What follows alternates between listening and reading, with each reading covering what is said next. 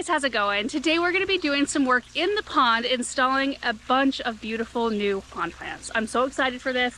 I think they're going to be, well, beautiful, but I also think they're going to help with our algae issue, which is clearing up dramatically. It's looking so much better. Like if you look in here, yes, it still has kind of like the green fuzz, but it doesn't have big bunches like clouds of string algae everywhere. Like you can see down to individual rocks, which that's better than it has been. So I am really, really encouraged. I think we are on the path to, yeah, just having this be a little bit more of a balanced ecosystem, which they did tell us would take some time. And it is a little bit of a scary process, I'm not gonna lie, but boy, we just love being out here so much. So yesterday morning, Aaron and I ran over to Idaho Oasis, which is a company out of Meridian, Idaho that does pond installations like this one. In fact, they were involved in this installation. We got to know them during that process. We even went over and picked out our koi. During that whole process of the original koi, most of them came from Idaho Oasis. We picked up 3 more yesterday. We did already put them in the pond, and I think Aaron took some video and the kids and I were doing that. The fish are hiding at the moment, so you can't see them. They're in the fish cave, which is right there underneath that one lily. That's a hardy water lily that came back from last year, which is very nice. Anyway, they've been just chilling in there. We've got all the rest of our fish out at the moment, including the shark. I don't know if you can see it. Kind of blends in, but they've all grown so much. Anyway, so we got to run over there because Greg Whitstock, owner of Aquascape, he had a bunch of pond plants shipped in from Oregon Aquatics. So that's where all the plants came from. And we got to go through those plants and just kind of pick out our favorites. There was way too many to actually fit in our pond. So opening up all the bags of water lilies, it was just like, oh, it was the most magical experience. And looking at all of these gorgeous leaves and flowers, and it always gets me like re-energized for the whole experience, I guess. I don't know. I just left feeling so excited about it. We did film a little bit, so I think we will show you that footage right now. I'm not sure what we got, but Ron, owner of Idaho Oasis, did give us some good planting instructions for pond plants. So I will be eventually fixing the iris that I just put in here. They're fine for now, and we might get to that a little bit today. But anyway, so it was a really fun trip. Here's that footage.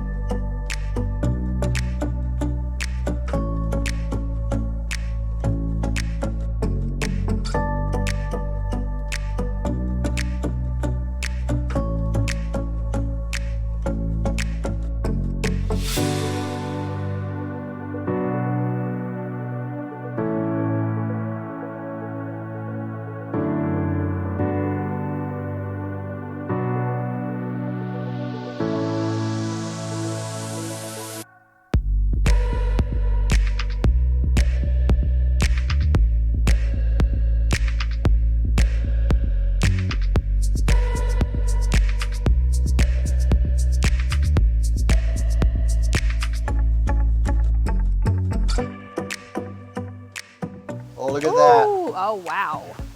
That's a beauty. There it is. Ooh, that's nice. Star of Siam. Blue violet flowers with white centers. This might be the same thing. Oh, that's pretty. Yeah. So all the same. Okay, now the exciting part. Which ones are you going to take? This one for sure. I think you should take that white one. Yep. Yep, agreed. Probably one of these blue ones. I don't know which one. That white will contrast with these. Yeah. I don't know. This one's a gorgeous one. This is the red one, right? Look The at this one. bullseye. Yeah, that's pretty. That's hardy. One tropical, maybe. You got to try the bullseye. Just read what it says. If it's a red flower, though, I'm out. An intense electric red tropical water lily. You keep it and enjoy it. Oh my God. Did you read the intense part right there? I know. That's the part that scares me. You are subtle, like I like subtle subtle. stuff. Yeah, okay. You weren't lying. What Nope. about this little yellow? Coral peach. Yes, that one. This is pink. Pink. Maybe I'll do one of the pink ones, like this one right here. You like that blue? Oh, I've got a blue one Oh, right do you? here. Okay. So I don't have an all pink one. So a pink, a yellow, a white, a blue, and a peach. I think that's probably plenty for the pond for sure. Yeah, so you already have one, so that'll be 1, 2, Be 6. 3, 4, 5, 6. Yeah. The one I have is like You might be with a machete and they're just chopping stuff back.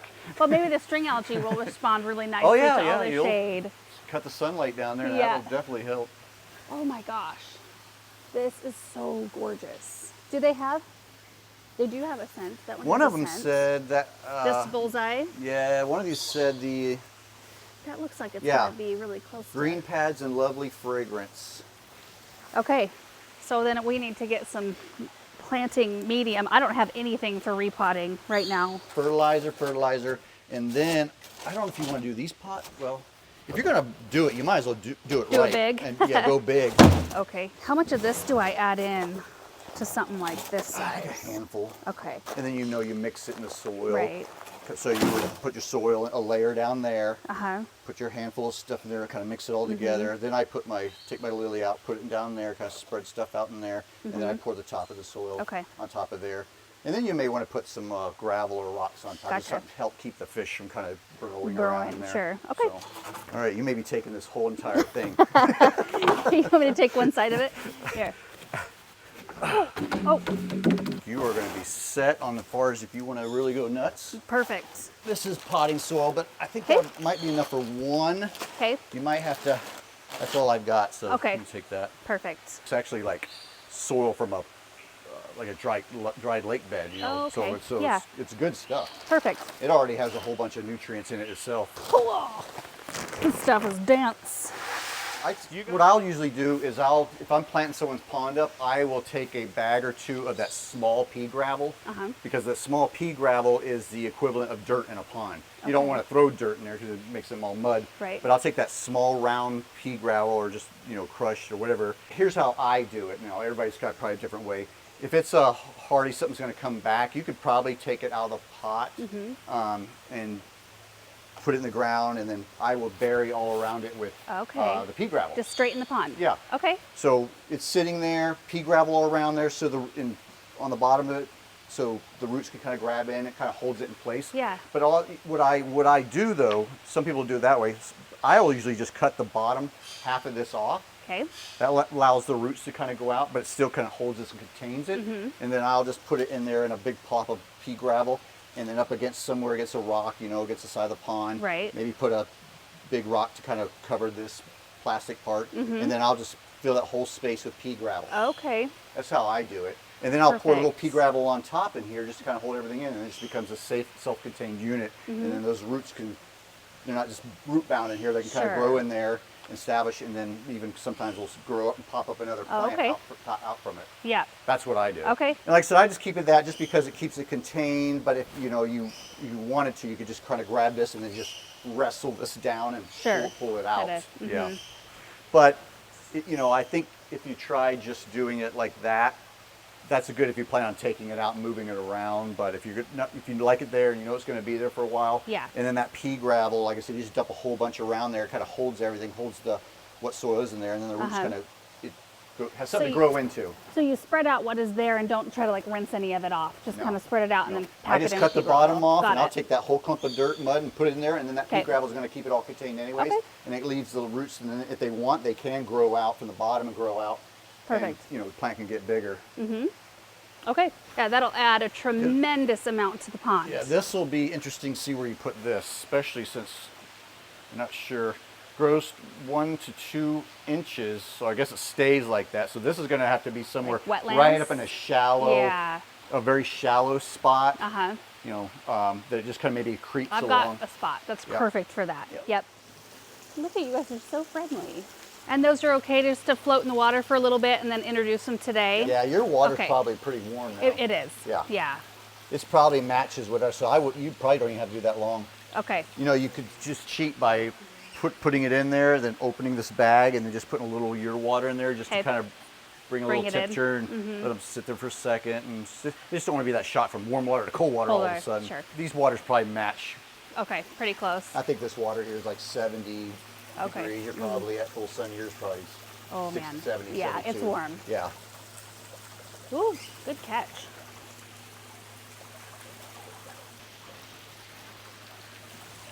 Oh, very fun. See, this is going to be your butterfly. He's got he should get longer fins.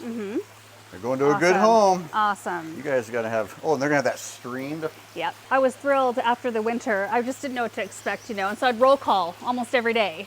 Try to look for all the fish and count them. Whew. Winter's back. It is.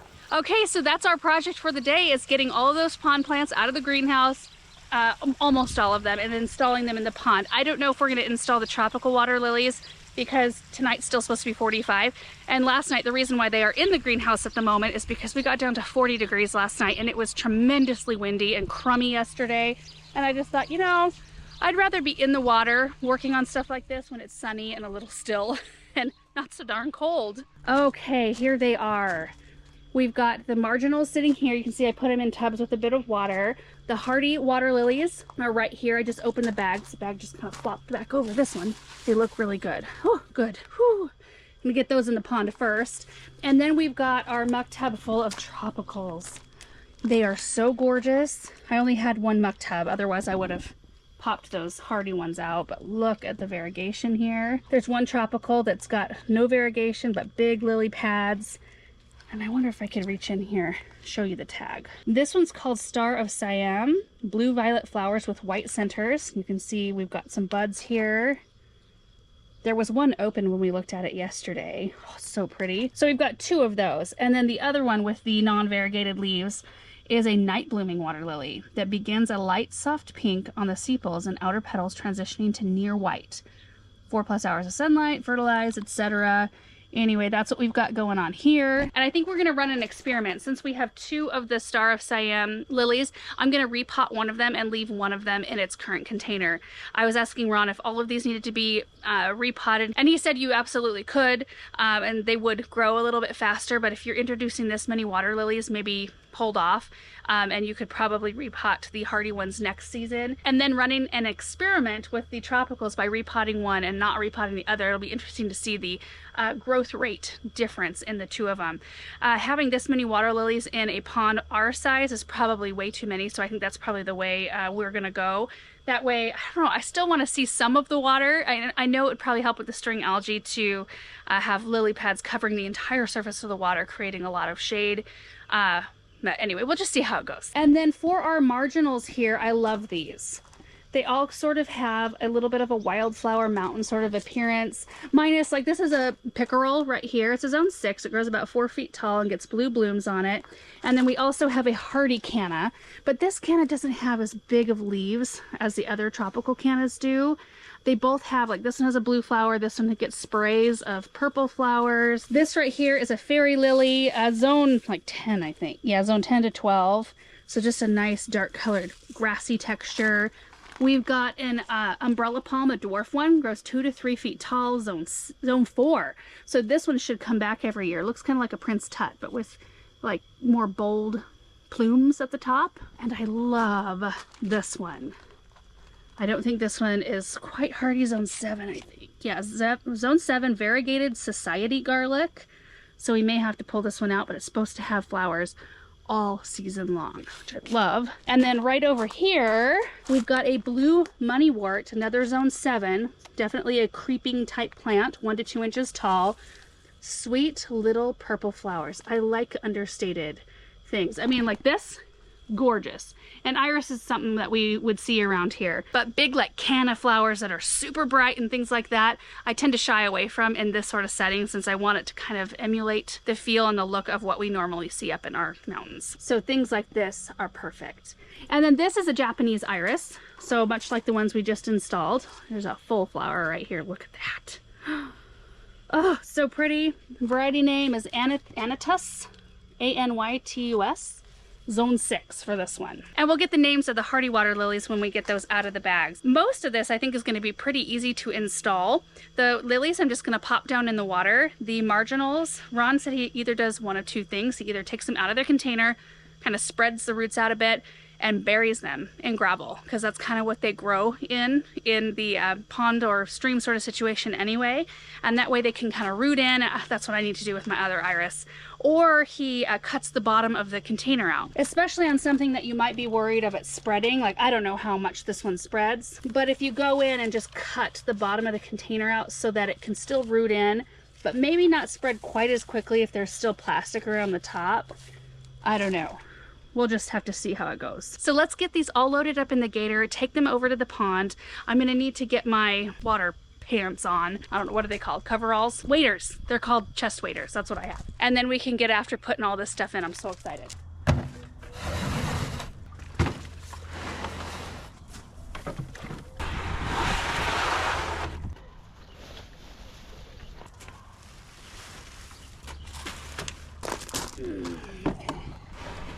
Got them all loaded up. We did just hear from Ron and he said to go ahead and install the tropical water lilies. So we'll be doing all of them today. Oh, they're so, so pretty. I did want to show you one last plant that Ron sent home with us. And that is this one right here. This is a black pepper plant. So one that actually produces peppercorns. I'm so excited about it. It looks like I need to put it somewhere where it can climb. So anyway, this will be an interesting one to learn about. I don't know anything about this plant. So thanks, Ron, for that.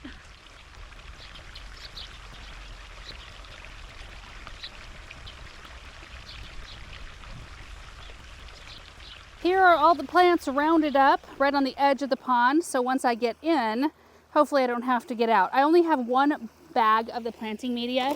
This is what it is right here. It says ideal for planting or repotting water lilies, marginals, or other aquatic plants. So I don't think I'm gonna have enough to repot more than one anyway. But oh, I'm so excited. I wanted to run over the varieties here real quick of the hardy water lilies. This is gorgeous and it smells so good. This one says Virginalis, hardy water lily, zone 3. White blooms on a medium plant, profuse bloomer, wonderful fragrance. I can tell you from firsthand experience now.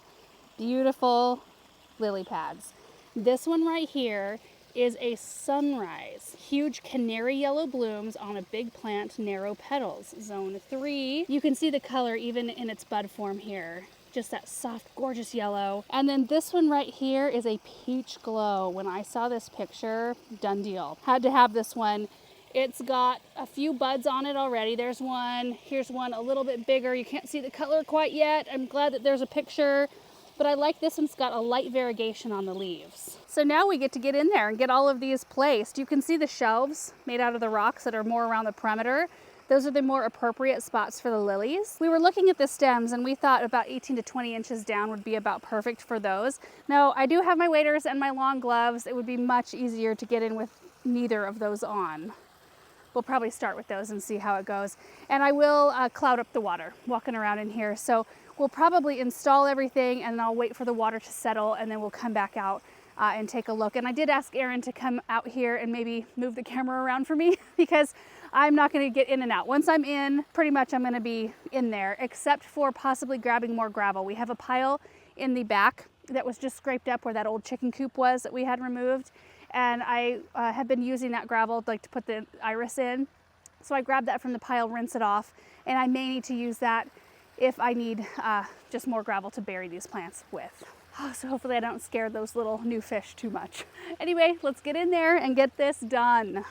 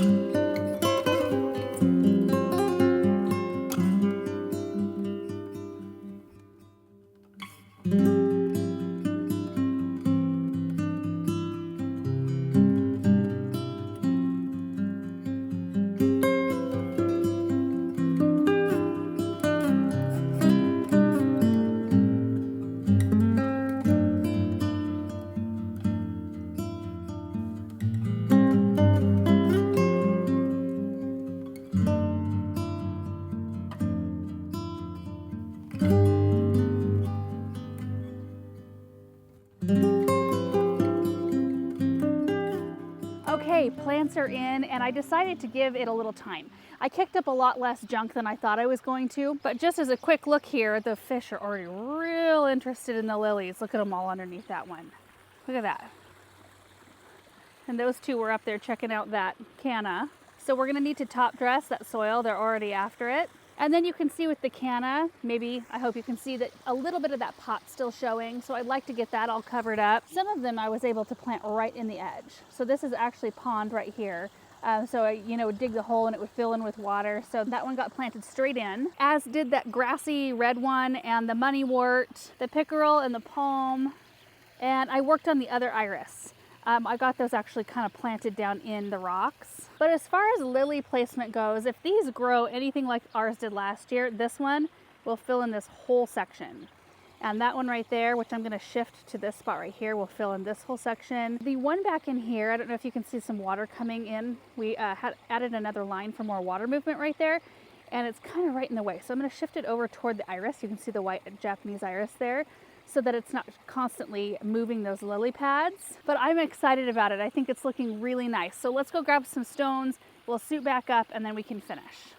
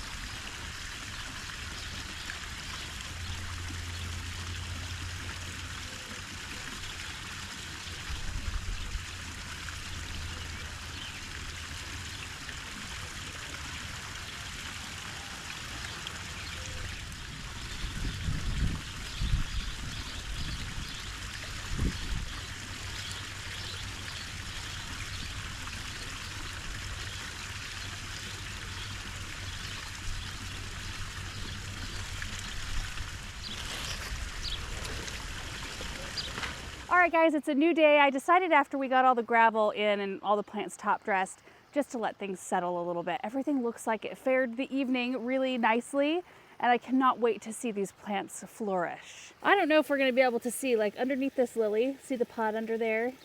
All top dressed with gravel. And that's what I did for all of them. And I did shift, like this one I shift over about a foot, and the same with the other one so that it was out of the water flow, and same with this one as well. I just didn't realize, like right here by where this iris is, there's quite a lot of flow. And that's where I had the lily, and it just kept pushing the lily pads in a weird sort of direction. So anyway, it's just looking so pretty, and everything else looks great. I did notice I had rocks all up around the pot of this canna, but they must have settled a bit because you can still see the rim. So I'll work on that a little bit. And I did grab an impatient. See that right there? That's a Rocapoco coral something. I can't remember the name, but it's the ones I planted up by our front, like underneath the lime light hydrangeas. And I missed one in the high tunnel. There was one left over. So I thought, you know what, I'm gonna try it in here. I've heard that they love kind of this boggy pond situation. So Samantha and I grabbed it last night. We rinsed as much of the soil off the roots as we could, and we just planted it straight in the rocks. So far, it does not look unhappy with its situation. I tried to position it on the side of the rock where it might be protected from the sun in the afternoon. So we'll see how that goes. I do think that I could use more plants, but maybe not grassy texture, maybe some more that cover the surface in this space right here in the wetland area, because at this point that seems to be where the bulk of the longer algae is. Down here it's just kind of like a fuzz on the rocks at this point. Oh, it looks so pretty to see lily pads. I just love it. And the little fish that we introduced, I think, are still in hiding. Now, I did float them on the water. I think I forgot to mention that, like we did with the other koi to help acclimate them to the water temperature. However, I do feel that the water temperature is pretty similar. This water is pretty warm at this point. So we floated them in the bag and then released them. And then they went straight away into somewhere where we couldn't see. They're either in the fish cave or in one of the little, there's multiple little areas where fish can go in, or frogs. The frogs always, when we walk up to the pond, they jump and then they go swim somewhere where we can't see them.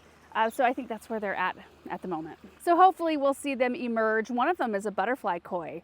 It's an orange one with white fins and a white tail. I think that one will be really fun to watch grow. There's Russell. Hey, bud. So anyway, guys, that is it for this video. Huge thank you to Greg Whitstock for sending out all of these beautiful plants from Oregon Aquatics, and thank you to Ron at Idaho Oasis for kind of facilitating the whole thing and letting us come to his showroom on an off day. It's when their showroom was closed that day. He said that they still go in and take care of the animals and the fish and the birds and things like that. But it was really nice of him to let us come in and get us set up with everything we needed to get these plants put in the pond. And thank you guys for watching this video. I hope you enjoyed it. I hope to give some really fun updates on how these plants are doing later on this season. And we will see you guys in the next video. Bye.